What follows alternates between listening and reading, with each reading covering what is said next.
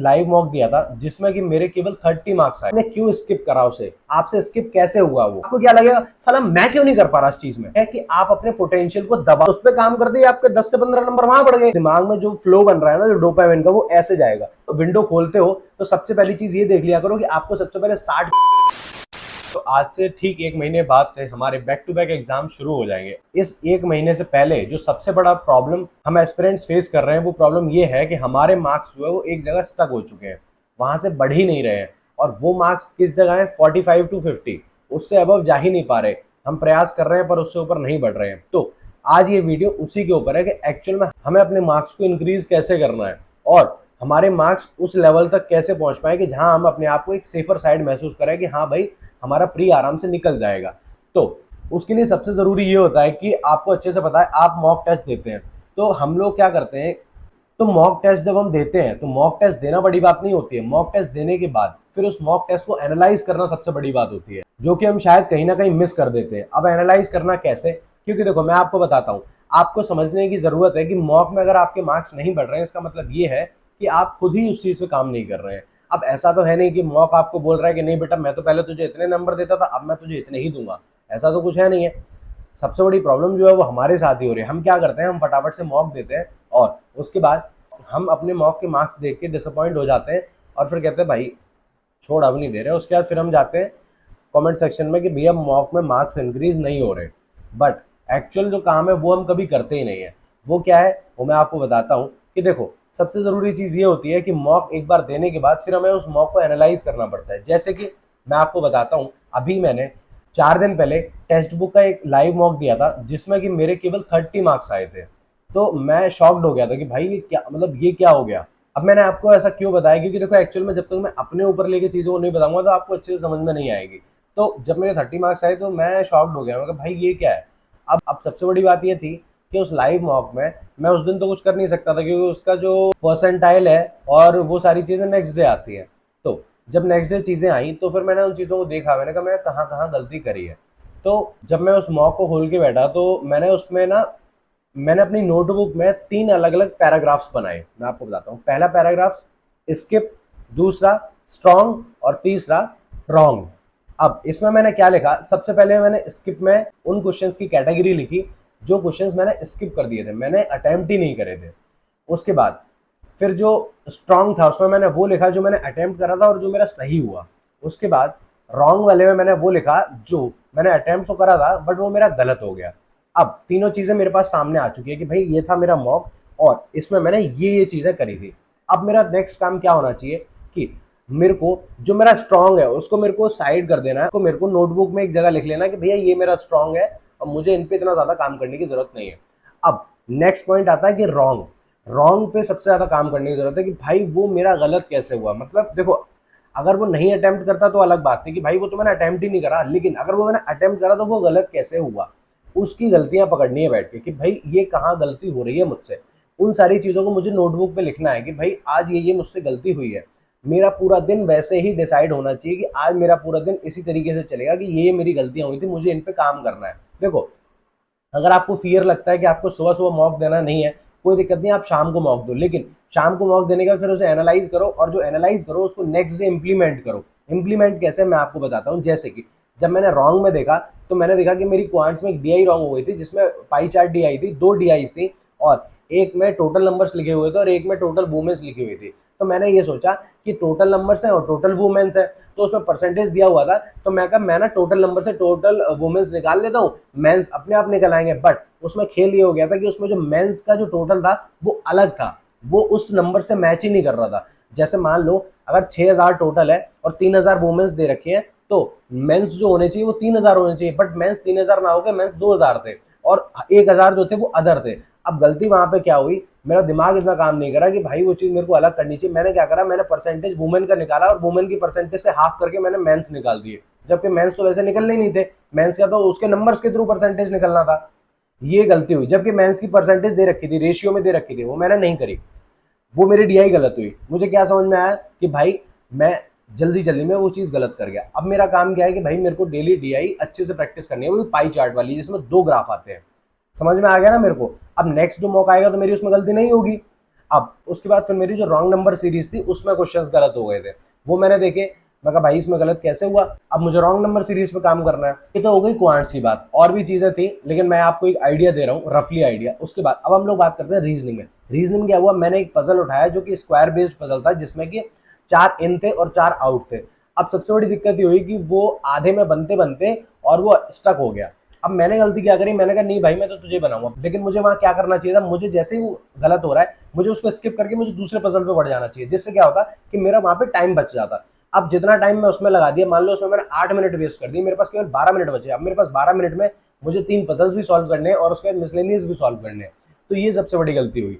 अब इसमें मुझे क्या करना चाहिए था, इसमें मुझे उस पजल को स्किप करना चाहिए था। वो चीज मुझे समझ आई, मतलब नेक्स्ट टाइम मैं वो चीज ध्यान रखूंगा। और सबसे बड़ी चीज देखो, जब भी आप विंडो खोलते हो तो सबसे पहली चीज ये देख लिया करो कि आपको सबसे पहले स्टार्ट किससे करना है। देखो किसी से भी डिपेंड नहीं करती वाली चीज कि कौन क्या स्टार्ट कर रहा है, आपका काम है, आपको जिस चीज में इंटरेस्ट है आप उससे स्टार्ट करो। क्योंकि देखो क्या होता है, जैसे मान लो मेरा इंटरेस्ट आरसी करने में, तो मैंने आरसी से स्टार्ट किया, तो मेरे जो दिमाग में जो फ्लो बन रहा है ना, जो डोपामिन का, वो ऐसे जाएगा कि भाई मुझे मजा आ रहा है उसमें करने में, और उसके बाद ऐसे जाएगा। तो उसे करते करते करते करते जब मेरा हैवी पोर्शन पे आऊंगा तो वो फ्लो बना हुआ होगा, तो वो होता चला जाएगा। बट सोचो अगर मुझे एरर में बिल्कुल इंटरेस्ट नहीं है और मैंने खोलते ही एरर करना स्टार्ट कर दिया, तो जो डोपामिन था वो ऐसे गिरता चला गया। अब वो उसमें इतना इंटरेस्ट खराब हो गया कि भाई वो तो मैंने सेक्शन पूरा खराब करा ही करा इंग्लिश का, बाकी के दोनों सेक्शंस की भी मैंने, ठीक है ना, कर दी। अब ये तो हो गई कि जब विंडो खुलती है तो हमें कैसे काम करना चाहिए। हम लोग रीजनिंग पे थे, तो रीजनिंग में सबसे मेन चीज ये होती है कि आपको सबसे पहले ये देखना चाहिए कि भाई जब आप पजल देखो तो एक बार आप ऊपर से ही देख लो कि हाँ ये ठीक है। क्योंकि हमेशा याद रखो एग्जामिनर ऐसी अप्रोच रखता है जिसमें कि आप किसी भी एक क्वेश्चन को अपना ईगो में लेके फंस जाओ और वहां आप अपना सारा टाइम किल कर दो। वो उस चीज का आपको हमेशा ध्यान रखना है कि भाई एक बार क्वेश्चन ऊपर से देख लिया कि हाँ यार मतलब ज्यादा टाइम तो नहीं लगाएगा, सारा टाइम लगेगा बाद के लिए कर दो, मार्क फॉर रिव्यू कर दो, बाद में करेंगे इसे, पहले मिसलेनियस उठा लिए सारे। समझ रहे हो। अब हम लोग बात करते हैं इंग्लिश की। देखो इंग्लिश का सिंपल है, आपके पास दो ही ऑप्शन है, या तो आप आरसी उठाओ या फिर आप मिसलेनियस उठाओ। तो मैं तो आपको ये सजेस्ट करूंगा कि जैसा आपको ठीक लगता है वो उठाओ, किसी और की अप्रोच मत देखो कि भाई उसकी क्या अप्रोच है। देखो यार आप हमेशा एक चीज याद रखो, मैं आपको आज बहुत गहरी बात बताता हूँ, इस चीज को ध्यान रखना कि आप अगर किसी दूसरे की अप्रोच को एडॉप्ट कर रहे हो, इसका मतलब ये है कि दूसरे का जो इंटरेस्ट है, सामने वाले का इंटरेस्ट जो है वो आप अपने अंदर लाने की कोशिश कर रहे हो, अडॉप्ट कर रहे हो, जबकि आप अपने इंटरेस्ट को किल कर रहे हो। इसका मतलब ये है कि आप अपने पोटेंशियल को दबा रहे हो। आप सोचो मेरा पोटेंशियल है कि मुझे आरसी में इंटरेस्ट आता है, मैंने आरसी फटाफट से कर ली, बट आपका इंटरेस्ट था कि भाई आपको क्लोज टेस्ट अच्छे से आता था, आप पैराजम्बल अच्छे से कर सकते थे, बट आपने मेरा इंटरेस्ट देखा कि भैया को आरसी सबसे पहले करते हैं, मैं भी आरसी करूंगा। आपने मेरा इंटरेस्ट अपने अंदर अडॉप्ट किया, और आपने जब अडॉप्ट किया तो आपका जो पोटेंशियल था वो उसका खात्मा होता चला गया, वो नीचे दबता चला गया। जहां आप क्लोज टेस्ट और पैराजम्बल करने के बाद एक अच्छा मार्क्स गेन करने के बाद आप और चीजें करते हैं, वहीं आप मेरा इंटरेस्ट गेन करने के चक्कर में, आरसी के चक्कर में आपने अपने 10 मिनट किल कर दिए, और बचे हुए 10 मिनट में आप अच्छे से नहीं कर पाएंगे। ये मैं बहुत गहरी बात बता रहा हूं। मैं बहुत लोगों को देखता हूं कि भाई वो मॉक में अपनी अप्रोच बताते हैं बैठ के कि ऐसे ऐसे, और बंदे वो अप्रोच ऐसे देखते हैं कि भाई यार आप सामने वाले का इंटरेस्ट कैसे अपने अंदर अडॉप्ट कर सकते हो, आप मुझे बताओ ना। भाई सामने वाले का इंटरेस्ट जिस चीज में है वो तो उसमें झटाक से कर देगा ना, वो तो कह देगा देखो हो गया, और आपको क्या लगेगा साला मैं क्यों नहीं कर पा रहा इस चीज में। जबकि आपको ये समझ में नहीं आ रहा कि आप उस चीज के चक्कर में अपना पोटेंशियल खत्म करते जा रहे हो। आपका पोटेंशियल था और अच्छा करने का, लेकिन आप उसे खत्म करते जा रहे हो। इस चीज को प्लीज ध्यान रखो, प्लीज इस चीज को समझो, और मॉक को इसी तरीके से एनालाइज करो। डेली आपकी डायरी बननी चाहिए, डायरी में आपको तीनों सेक्शन लिखने चाहिए अलग अलग कि ये चीजें थी। और जब आप अपने रॉन्ग सेक्शन पे काम कर लोगे उसके बाद आपका पूरा दिन होना चाहिए कि आपने जो स्किप करा था आपको उस पर काम करना है। आपने क्यों स्किप करा उसे, आपसे स्किप कैसे हुआ वो, और स्किप अगर हुआ तो क्या ऐसा तो नहीं था कि आप पैनिक कर गए, या फिर ऐसा तो नहीं था कि जो आपने अटेम्प्ट करा उसमें आपने जरूरत से ज्यादा टाइम दे दिया। मान लो आपके एक डीआई थी जो मैक्सिमम टाइम आपसे मांगती 3 मिनट, लेकिन आपने उसको दे दिया 6 मिनट। तो इसका मतलब ये नहीं है कि आपने जो स्किप करा वो गलत है, नहीं, गलत आपका वो है जो आपने सही करा है, क्योंकि वो सही केवल आप 3 मिनट में कर सकते थे, जिसको आपने 6 मिनट दे दिए। जब आपने 3 मिनट बर्बाद कर दिए तो फिर आप कैसे एक्सपेक्ट कर सकते हो कि वो जो चीज आपने स्किप करी है वो आप कवर कर लेते। जैसे कि हम लोग बोलते हैं कि अर्थमेटिक नहीं होती। आप मुझे एक बात बताओ, आप स्पीड मैथ्स और आप डीआई में ही पूरे 20 मिनट बर्बाद कर देते हो तो अर्थमेटिक होगी कहां से। आपकी स्पीड मैथ्स का अगर टाइम है कि वो केवल 4 से 5 मिनट में होनी चाहिए, तो आपका टाइम 4 से 5 मिनट से ज्यादा नहीं जाना चाहिए। अगर उसमें आपके 12 मिनट खर्च हो रहे हैं, 8 मिनट आप अपनी डीआई सॉल्व करने में लगा रहे हो, उसके बाद आप मुझे ये बताओ कि फिर आपके पास टाइम बचा कहां? आप अर्थमेटिक होती नहीं होती तो बाद की बात है, अरे भाई आपके पास उसको अटेम्प्ट करने का कहां टाइम बचा? एक्चुअल में प्रॉब्लम ये है कि हम जो चीज हमें आती है उसमें हम इंटरेस्ट देके इतना ज्यादा टाइम कर देते हैं कि जो चीज हमसे बन सकती थी उसके लिए हमने टाइम छोड़ा ही नहीं। अब इसके लिए क्या करना चाहिए? इसके लिए आपको टाइमर लगा के उन क्वेश्चंस की प्रैक्टिस करनी चाहिए ज्यादा से ज्यादा।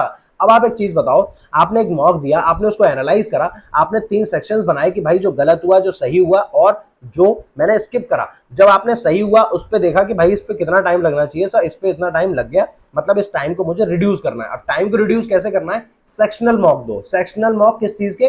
टॉपिक वाइज दो। टॉपिक वाइज सेक्शनल मॉक दो, जिससे कि टाइम आपको आइडिया लगे कि इतने टाइम में ये चीज होनी चाहिए थी।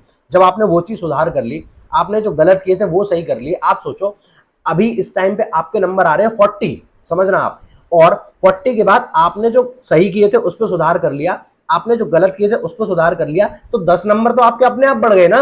आप तो 50 पे पहुंच गए।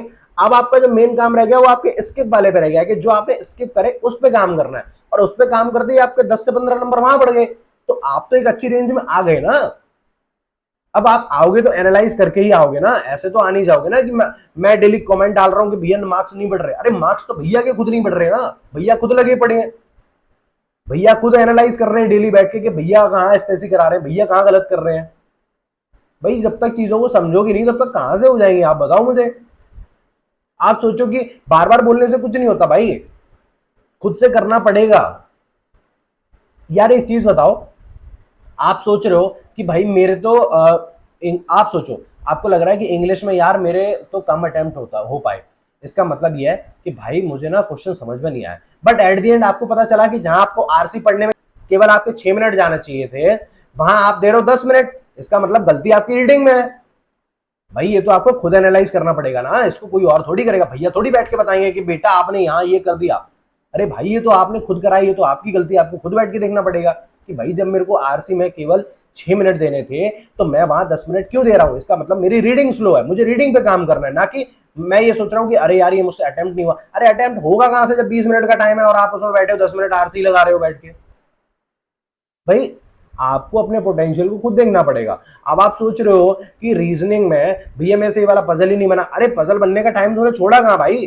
तूने 2 पजल जो बनाने थे तुझे केवल 6 मिनट में, उसमें तू दे रहा है पूरे 12 मिनट, उसके बाद फिर तेरे पास टाइम कहां से बचा? जब तक खुद की डायरी नहीं बनाओगे, जब तक उस मॉक को बैठ के एनालाइज नहीं करोगे, तब तक काम ना चलवे, काम ना चलवे, ठीक है। बाकी मैं जितना अच्छे से एक्सप्लेन हो सकता था आपको उतना अच्छे से मैंने एक्सप्लेन किया है।